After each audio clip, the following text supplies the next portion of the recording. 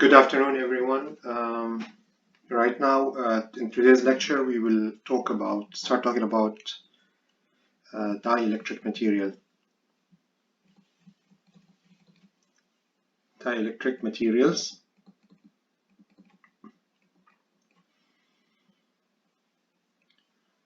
Okay, and so we talked about different interactions of the electric field with different kinds of materials, and we started with conductors.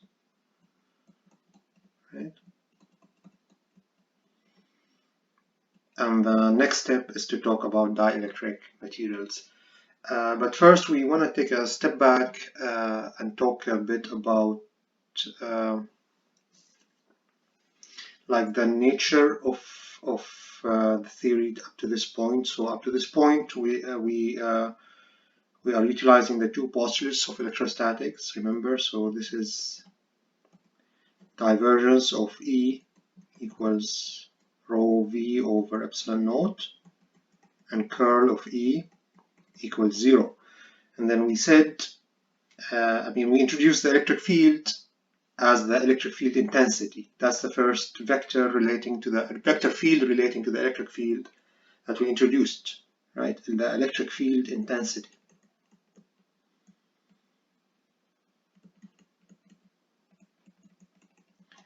Right, and we defined it as the limit as Qt goes to 0. Qt is some test charge of the Coulomb force that test charge feels at a point in space. So we have a test charge at a point in space, and it feels some Coulomb force due to the existence of other charges and charge distributions in the universe, right? So it's that Coulomb force divided by the value of the test charge. That has units Newton over Coulomb, and later when we defined the electrical potential, we said we could define E in units of volt per meter, right? And then we said there's another field, so we could take this epsilon naught constant and we could take it to the left-hand side and get another field. So that's the D field, the flux density field.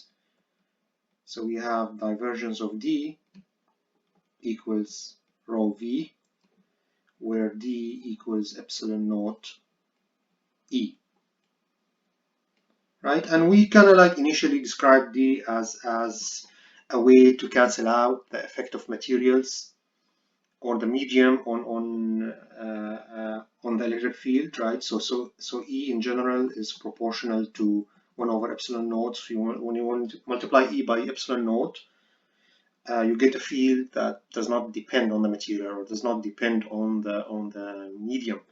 That's not exactly 100% the whole story, and that's what we want to get into in this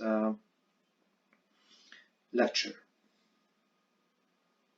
Okay, so D, by the way, has units of Coulomb per meter squared.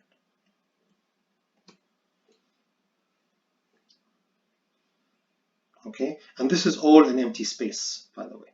So epsilon naught is some constant that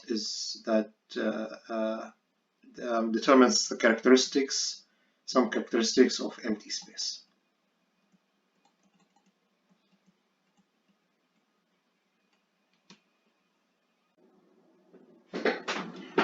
Okay, so oh, by the way, what are the units of epsilon naught?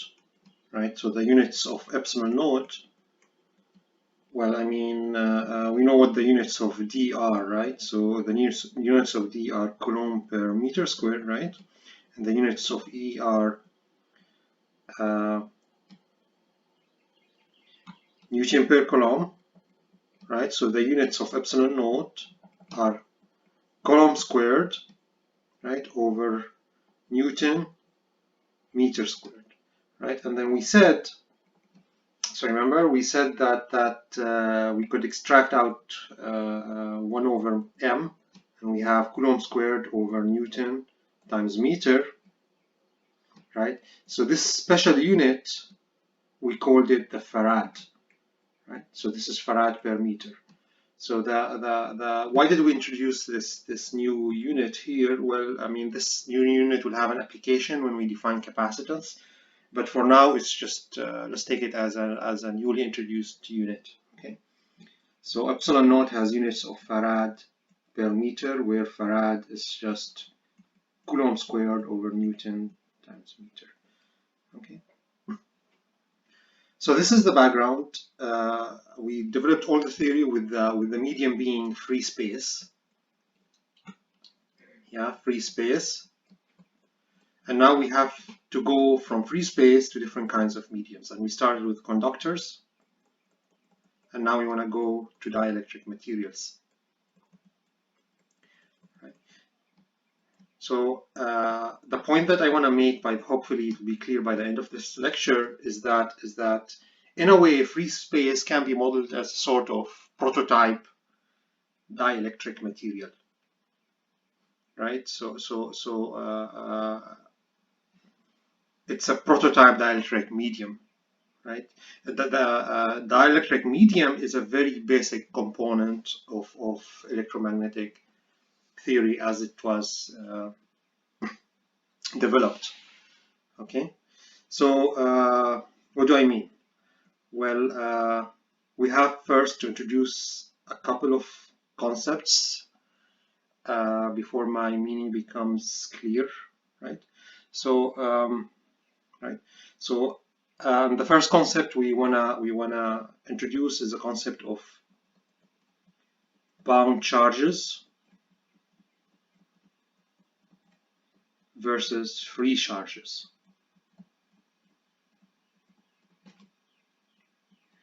Free charges are the charges that we are familiar with, the sources of the electrostatic field, so to speak. So any point charges, any dipole moments, any charge distributions, rho v or rho s or rho l, right? And this is p, right?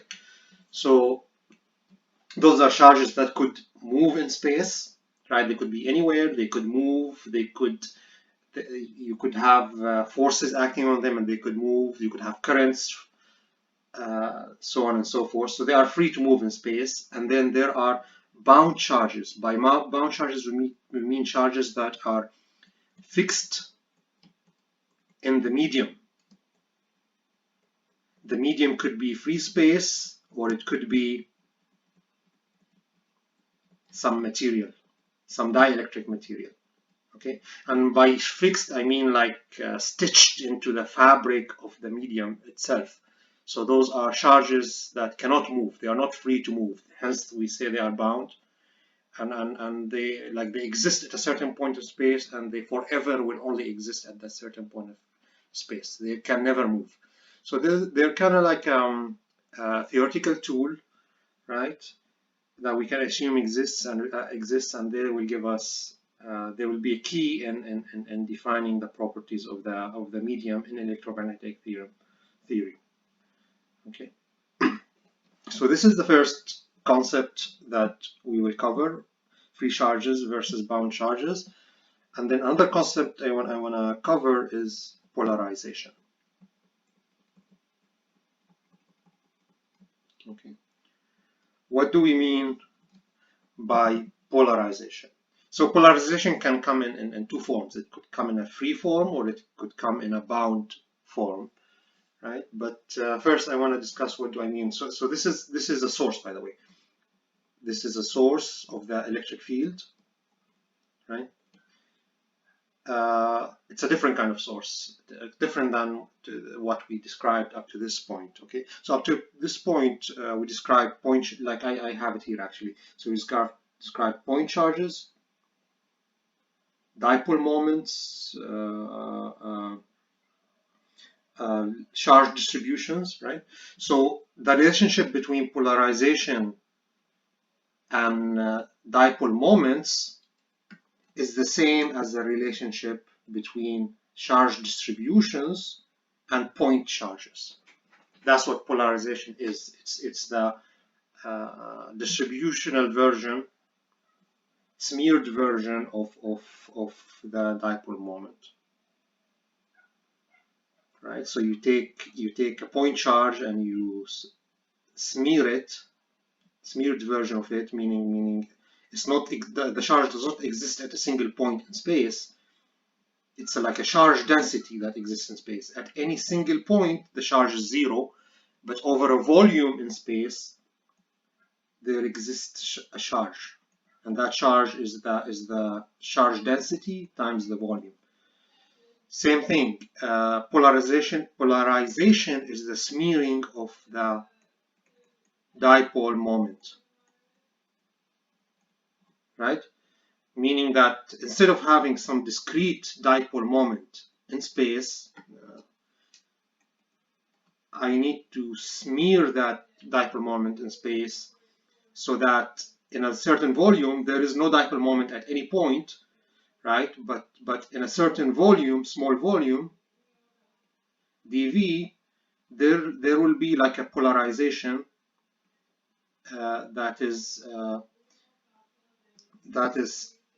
summed over, right? Right? That is summed off. So we take like an infinite number of dipole moments, each with the pi here. Each is approaching zero, right? But we're summing an infinite number of them, right? And we get a polarization vector. Okay, so I mean, I think we need to recap a bit about the dipole moment field. So what is the, remember we studied the dipole moment field, right? And it's a field that looks like this. So we approximately found that the field has this form. It's 1 over 4 pi epsilon naught r cubed.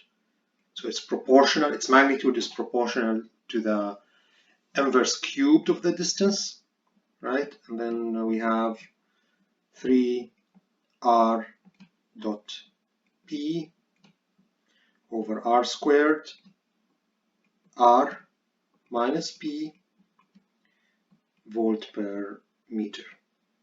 Okay, so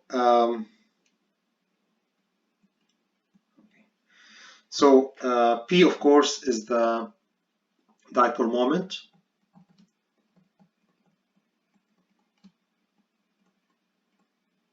And it has units of Coulomb meter. Okay, and the dipole moment is just a vector source of the electric field, electrostatic field. So what does the dipole field look like? So we did that in the past. The dipole field, it's a vector source, right?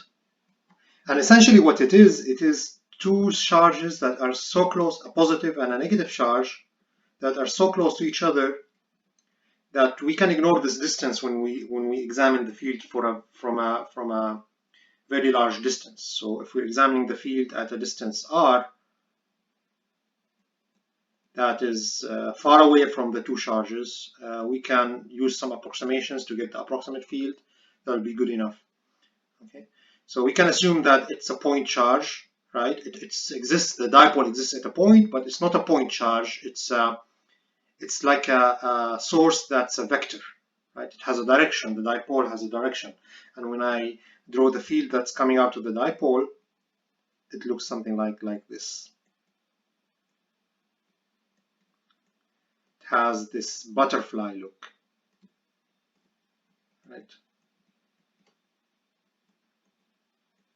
All field lines that go out eventually come back. Right? So this is the dipole field of a discrete dipole, right? At a single point in space, right? So And we said, we hinted at it, we talked about it previously, is that similar to the way we take a point charge and we can distribute it in space to get the charge distribution such that at any single point there is no charge, but at a volume there is a charge. So we take the charge distribution and multiply it by dV to get the total charge, right? So this is the charge density. So this is, we start with the charge in Coulomb, and the charge density is Coulomb per meter cubed. Right? In a similar manner, we can take a vector source of the electrostatic field, such as a dipole moment, small p, and it has units of Coulomb meter, and we can smear it or distribute it in a volume, right, such that we get a dipole. Let me draw small arrows here, bunch of small arrows or bunch of dipoles. So as we get like a dipole moment density, or what we call the capital P polarization vector. Right, and this will have units similar to the way we took the Coulomb and we divided it by volume to get Coulomb over meter cubed. I take the units for the dipole moment, Coulomb meter, and divide it by meter cubed to get the units for the polarization vector, which turns out to be Coulomb meter over meter cubed, which equals Coulomb over meter squared. Notice that the units of the polarization vector, capital P here, this is small p, this is small,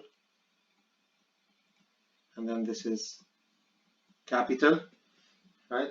Notice that the units are the same as the units for the flux density, right? So as I'll show you later, flux density is actually a kind of polarization vector. Okay. So P, capital P, is what we call the polarization vector, right? And similar to, for the discrete charge case, similar to saying that Q total equals, we just integrate over the volume, the charge density, dV, right? So analogously, we say that the actual moment, so this is small p, equals the integration over the volume of the polarization vector, this is capital P, over the volume. Right? So the polarization vector is just the distributed version of the dipole moment. Right? A discrete version of this is the following. I could say that small p equals limit as delta v goes to 0, n goes to infinity of 1 over delta v, and I sum, I'm just getting a discrete version of the integral, right? I sum over n dipoles, right? Oh, sorry, this is capital P. This is capital P. Right, so this is the polarization vector equals just, if I have in a volume in space, like n dipoles. So I have n dipoles in this volume in space, so I can just sum those dipoles up from 1 to n divided by the volume, take the limit as the volume goes to infinity, volume goes to 0, and n goes to infinity. That gives me P. Okay. So in summary, the polarization vector P is one other source of the electrostatic field, right? And it's a distributed source. It's so it's one other source that we can add to the bag. So we had point charges, we had distributed line charges, line densities, we had distributed surface densities, we had distributed volume densities, and then we had dipole moments, and now we have the polarization vector. But that's not its sole importance. Actually, it's way more important as a tool, as a mathematical tool to describe the properties of mediums. And the version of it that we use for that is the bound version of it, right? So we could imagine that P, capital P, is a free charge source. It's a charge source that exists in space and it can move. It generates an electric field and it can move in space, right? But the more useful version of it, theoretically, is the version where we imagine it to be a bound charge distribution in space. Meaning we imagine that it's embedded in space. It is like in space, let's say this cube is space, some unit of space, right? This charge distribution P, dipole moment density P, is embedded. It's at every point in space it exists and it cannot move, right? So that is where its usefulness comes in, right? So rather than just being another source of the electrostatic field, it's very useful in describing the properties of the actual medium that the electrostatic field lives in, right? So let's recap a bit. Like so far from the beginning, we studied EM theory as a theory that has two elements, right? So we're dealing with fields. Oh, by the way, static EM theory. We still haven't started talking about the dynamics, but we will get there, right? But we talked about the two major components of EM theory is fields. The fields are the electrostatic field, or what we call the electric field intensity, and D, the electric flux density, right? And those fields come from sources, right? So the fields come from the sources, and the sources generates fields, right? And the sources are point charges, distributions, dipole moments, and then polarization P, which is the distributed version of dipole moments, right? But this is like kind of like the big components of the theory: fields that are generated by sources, right? And whenever you see fields, they must have sources. Whenever you see sources, they must generate fields, so on and so forth. But more accurately, a more accurate description of the theory is that it's a theory of three components. It's a theory of fields that interact with sources. That's still true, right? But what's also true now is that the fields also exist in a medium, right? The fields don't exist in a vacuum.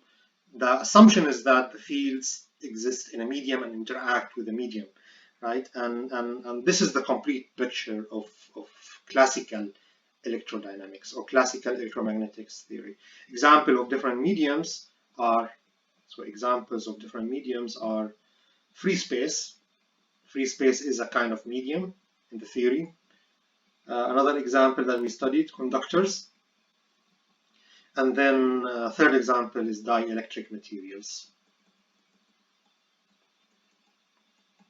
And there are other kinds of mediums that we will not get into. There are like other materials, right? But what I'm trying to say is that the medium where the fields live in is a big component of the theory that we need to understand to get a deeper understanding of the theory. And the polarization vector, the bound polarization vector, the polarization vector that exists everywhere in the medium and that cannot move, that's fixed to the medium, that's embedded, or another word of saying it, it's stitched to the medium, is a big part of describing the properties. Is the big part or the major way that we quantifiably describe the medium. Right? So in classical EM theory, the medium is not empty. The medium has stuff in it, and I'll discuss that now. Okay, so any medium, including empty space, we could imagine it to have a grid embedded in it. So let's imagine that in space you have a grid. It could be like the grid of the coordinate system. Let's see, whatever you imagine it to be, but there's a grid, right?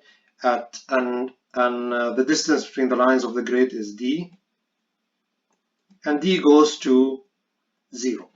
Right? So this is a good way to approximate a dense medium or a dense space where the points are very close to each other, and there's an infinite amount of them. Okay, so this is like a grid that's embedded in the medium. The medium could be some material, it could be free space, right? So the EM model states that at every point in space there exists a dipole. Right, so a dipole, let me draw it actually. So I could draw the dipole, some people draw the dipole like this, positive, negative, right? I will just draw it as an arrow.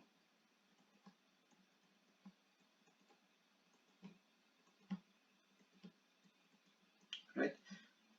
So if there is a polarization vector in space, it's a bunch of dipoles distributed in space.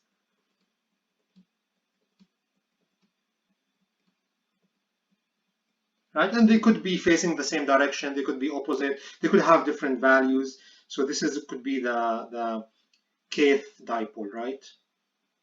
So this is dipole moment, right? This is not polarization, right? And then as we make the grid finer and finer, d goes to 0 and pk goes to 0, right? So d goes to 0, pk goes to 0. But if there is any polarization vector, the infinite amount, as d goes to 0, there's an infinite amount of pk's. But because they are going to 0, because we are summing them, we get a limit. Right? There's an infinite amount of them as d goes to 0, but their values are also approaching 0. So we end up with a limit. We end up with a polarization vector. Right? So the idea here, and this is the key interaction between the electrostatic field and the medium. The idea is that if there is an external field, if there is an electrostatic field in space, it will make those are bound charges. So those are bound dipoles. At each point in the grid, those dipoles could increase in magnitude, they could change direction, right? They could increase in magnitude, they could change direction, but they could never move. They could never move. This remain at their point in space, right? So what happens if you have an external field E? So this is an external field, or a field E that exists in the medium. What will happen if this field exists? It will cause the dipoles to align first, and then it will cause the dipoles to stretch or compress. So if a dipole like this, I can imagine it like something like this, right? It has a positive part and a negative part, and when I have the electric field affecting it, the positive part is going to try to move along the field line, and the negative part will try to move in the opposite direction. So the dipoles are going to stretch. If I have a field like this, the dipole is going to compress, right? So let me draw it. If I have a field going in the opposite direction of the dipole is going to compress. The positive part is going to try to move in this direction, and the negative part is going to try to move in the opposite direction, and the thing is going to compress, and it's then going to flip. It's going to flip and look like this, right? And the amount it stretches in the opposite direction will depend on the magnitude of the field. Right? So the idea is that those bound dipoles that exist at every point in space, if there is an electric field existing in the medium, those will cause the dipoles to stretch and orient to match the electric field. Right? So if there is an E, there will be a P, a polarization vector, bound polarization vector in the medium. Right? If there is no E, right, those dipoles are just gonna not stretch and just gonna go to zero. So if there's no E, P will go to zero. There's nothing external that's coming in and causing those dipoles to stretch and orient. So the positive portion of the dipole and the negative portion of the dipole will attract each other and they'll cancel each other out effectively. Okay. So this is the model. This is the picture. Right?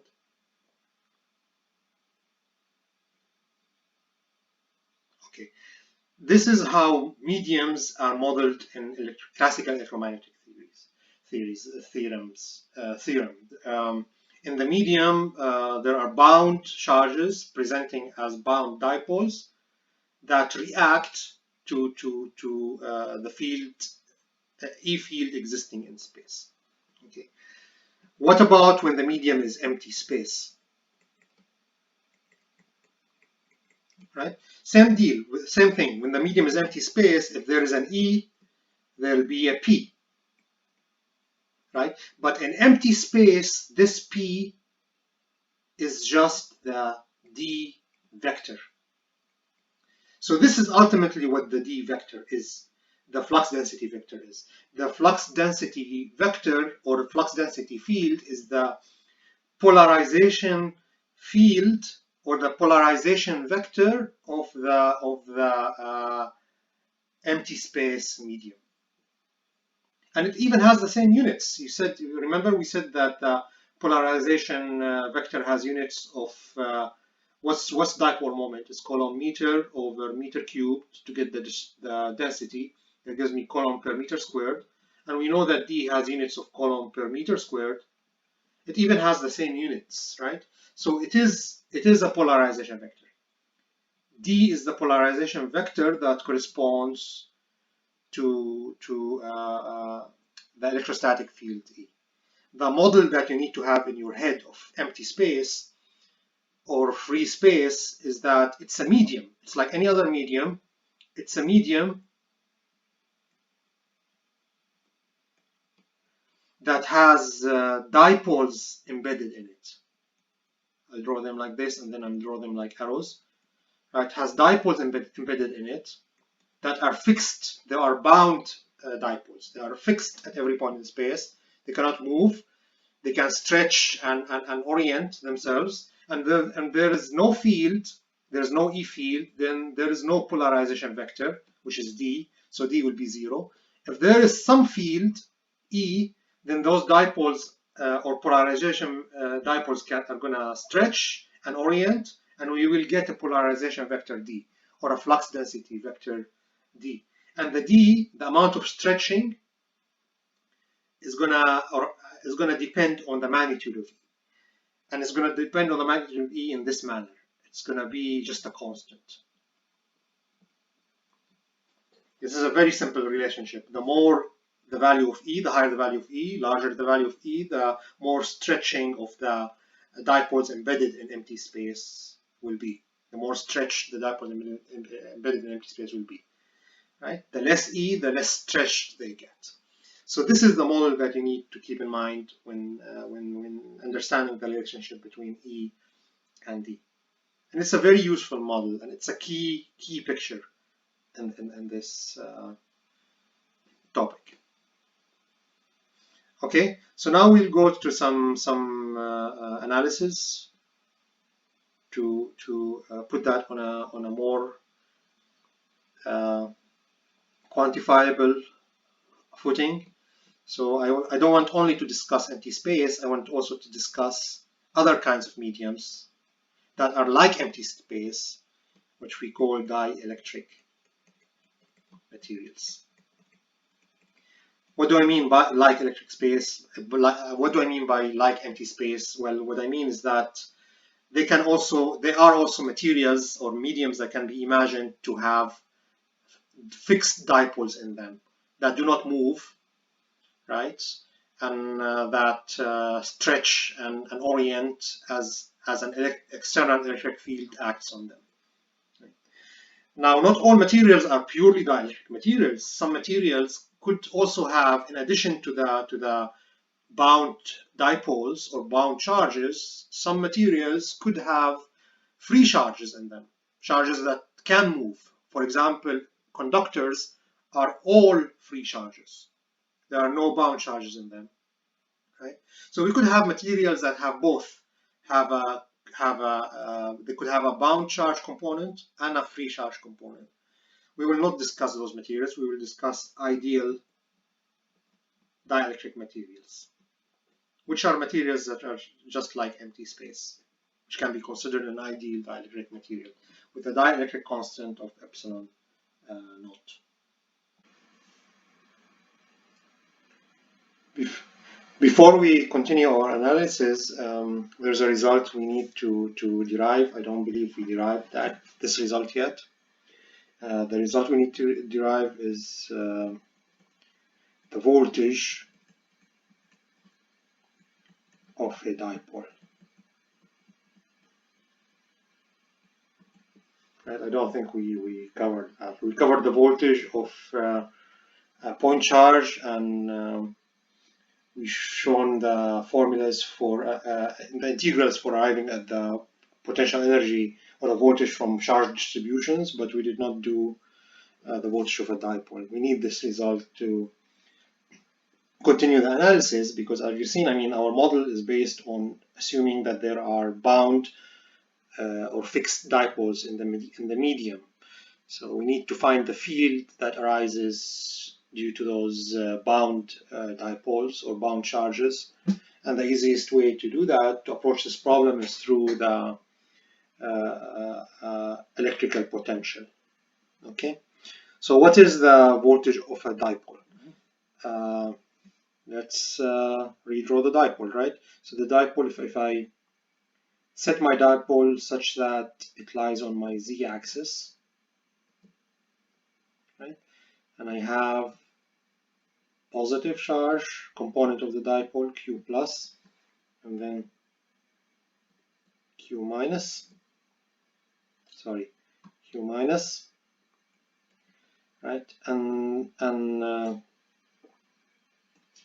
this is the origin, right? And then the distance between the two charges is d, right? So there's going to be a position vector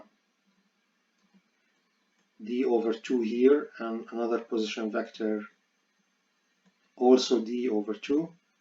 So I'm assuming my origin is in the middle between the two components of the dipole, and then I'm interested in the field at a point in space that's a distance r away. So the distance to the point in space is represented by a position vector r. Okay, and the idea is that the point I'm interested in is so far away from the dipole that r is much larger than d. So I can consider the dipole to be about a point source. It does not have any extension in space. Okay, and we can use this assumption to approximate the result that we get, right, for the field at a faraway point from the dipole. Okay, so there are, of course, 3 position vectors involved. So there is the position vector from the origin, and then there's a position vector from the positive component of the dipole. Let's call this, I'll call it something, and then this vector from the negative component of the dipole. Okay, so what is this upper vector? It's gonna be, I can write it as a combination of r and d over 2, right? So I can write it as r minus d over 2, right? And the lower position vector is going to be r plus d over 2. You can check that. Okay. The key approximation here is that well, I mean, r is much larger than d in terms of magnitude. What does that mean? That means that those three position vectors as lines can be considered to be almost parallel, right? So when I have three lines that meet at a very far away point, those lines are almost parallel. Actually, that is the definition of two parallel lines. Two parallel lines meet at infinity, right? So those three vectors meet at a far away point with respect to the dipole. That means those three lines are approximately parallel. That means that this angle here, theta, is almost equal to this angle here, which I also call theta. Then I have a right angle here and a right angle here. Right triangle here, okay? Right, this is 90 degrees here. This is 90 degrees. Okay, so what is the voltage? We can use superposition. Those are two point charges, so we can use superposition, right? So the voltage from each one of those is going to be Q over 4 pi epsilon naught, and then the distance R, the magnitude of the distance, right? So I'm going to leave it like that.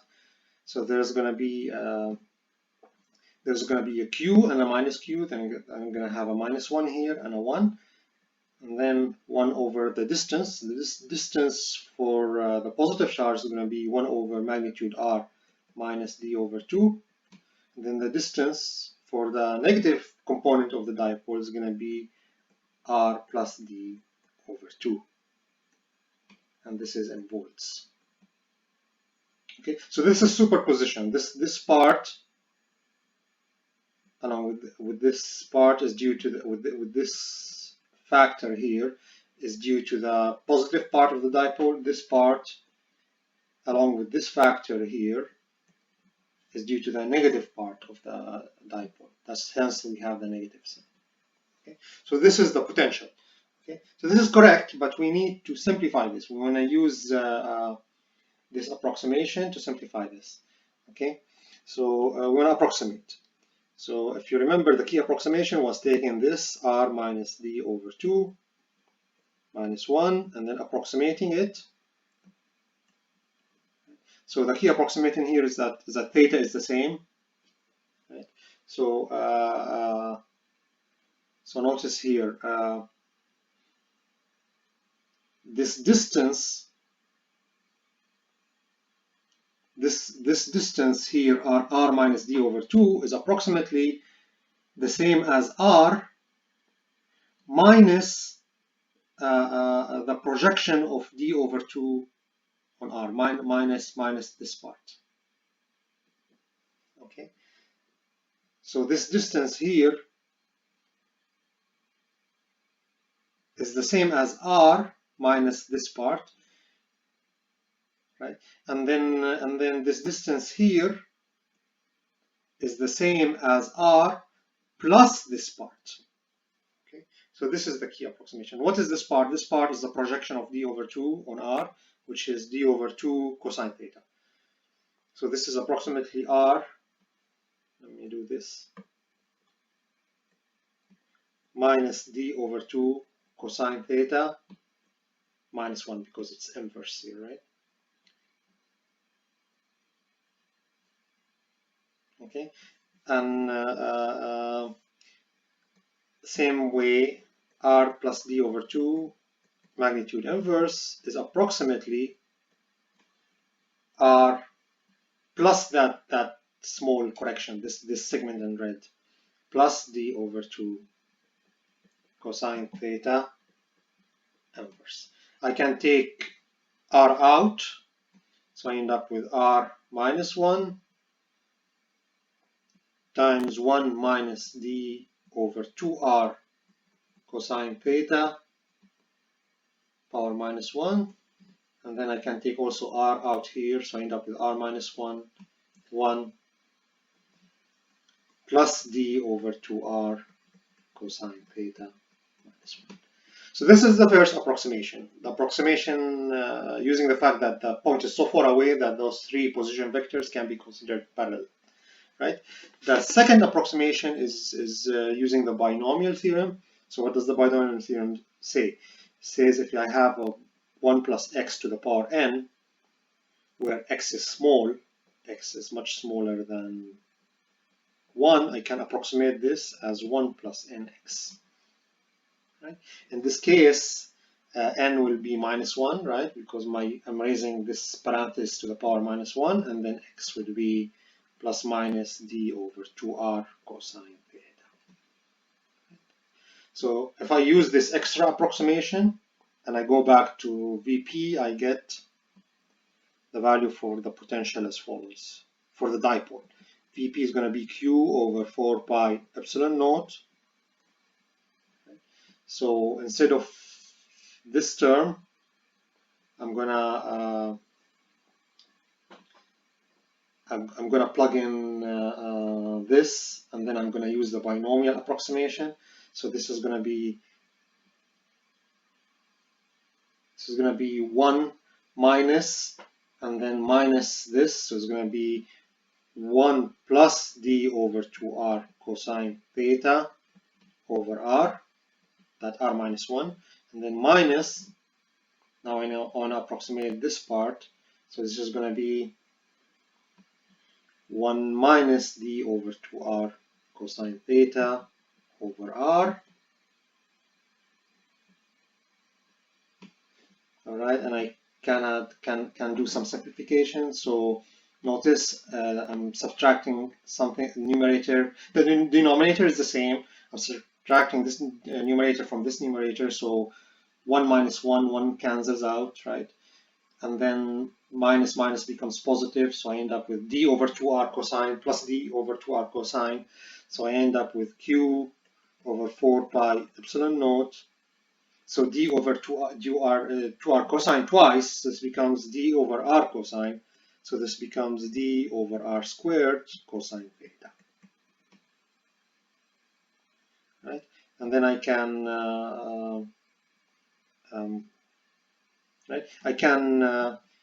swap terms around, so I end up with 1 over 4 pi epsilon naught r squared qd cosine theta. What is qd? qd is the magnitude of the dipole moment, right? We said the dipole moment is a vector value, and its magnitude is the product of the charge of the dipole times the distance between the positive and negative charges, right? So what's cosine theta? Cosine theta seems to be a projection, right? There seems to be that there's some dot product there, right? Whenever you see a cosine, there's a dot product. So it's like the dipole dotted with some other vector, and that other vector is at an angle of theta, hence the cosine theta. What's at an angle of theta? It's r, right? But here we don't see magnitude of r, so it has to be r hat. It has to be the unit vector in the direction of r. So that tells me that Vp has to equal P. In this case, this is the dipole moment. Remember, capital P is the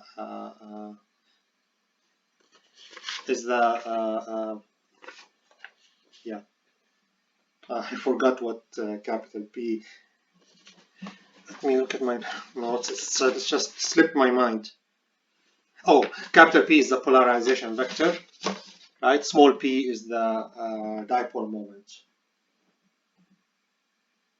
So this is p dot r hat over 4 pi epsilon naught r squared.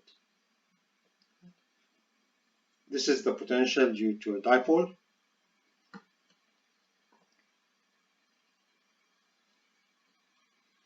In general, I mean, okay. Notice that the potential is proportional to r squared. It's proportional to the inverse square of the distance.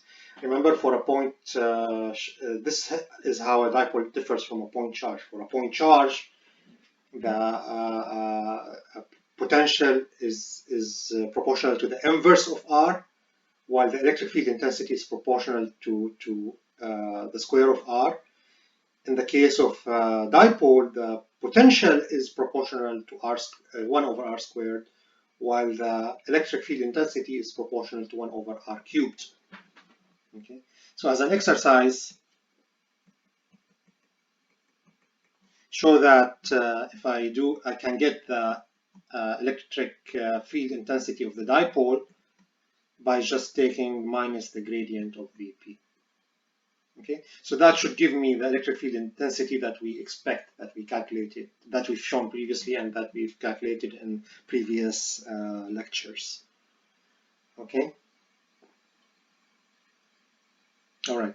So now that we have this piece of information, we are ready to continue the analysis and show how to analyze polarization vector for any kind of material. I think we don't have enough time for this lecture. I'm trying to make my lectures match the class times, but I'll continue the discussion in the next lecture. All right, guys, thank you. See you next time.